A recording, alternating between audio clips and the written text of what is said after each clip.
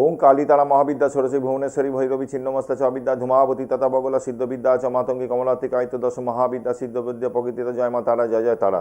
সংক্ষেপে অনুষ্ঠান মিথুন লগ্ন মিথুন রাশির এপ্রিল মাসের 2026 সাল কেমন যেতে পারে সংক্ষিপ্ত ফলাদেশ। আবারও বলছি, প্রত্যেকটা রাশি লগ্নের জাতক, এই মিথুন রাশির জাতক বা জাতিকা যারা আছেন একই রেজাল্ট হবে প্রত্যেকের, এখন একদমই নয়। কারণ পৃথিবীতে আমরা যখন আসি ইন্ডিভিজুয়াল একটা আমাদের চার্ট থাকেই যে আমার লাইফে কী কী ঘটতে পারে, কোন সময় কী হতে পারে। তা এক্ষেত্রে যা বর্তমান প্ল্যানেটারি পজিশান আছে সেই অনুযায়ী বলছি মিথুন লগ্নের রাশির জাতক জাতিকাদের নতুন ব্যবসা শুরু করার জন্য আইডিয়াল টাইম।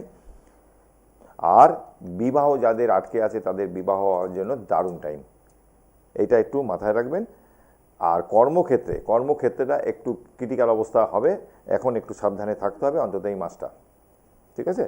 এই মাসটা একটু সাবধানে থাকতে হবে, কারণ এখানে আপনাদের 10th হাউস, মিথুনের 10th হাউস হচ্ছে 7, 8, 9, 10, 10th হাউস রবি মঙ্গল শুক্র, এই শনি মঙ্গল এবং রবি, এইটা কিন্তু কানেকশান হয়ে যাবে। কারণ এখানে মঙ্গল কিন্তু এখানে বসে মিনে থাকবে 3 তারিখ থেকে। আপাতত মঙ্গল বসে রয়েছে কুম্ভের ঘরে, 3 তারিখ চলে যাবে মিনে। যখনই মিনে মঙ্গল চলে গেল, কি হলো, শনি মঙ্গল এবং রবি খারাপ কম্বিনেশন হয়ে গেল। বিশেষ করে যাদের বাচ্চাতে, আমি বারবার বলছি, অ্যাক্সিডেন্ট, অপারেশন, রক্তপাতের যাক শনি মঙ্গলের কানেকশান আছে, তাদের কিন্তু এই সময়টা তাদেরকে প্রত্যেককে একটু গাড়ি ঘোড়া সাবধানে চালানো, সতর্কভাবে চালানো। ভালো থাকবেন, আবারও আসবো আপনাদের সামনে।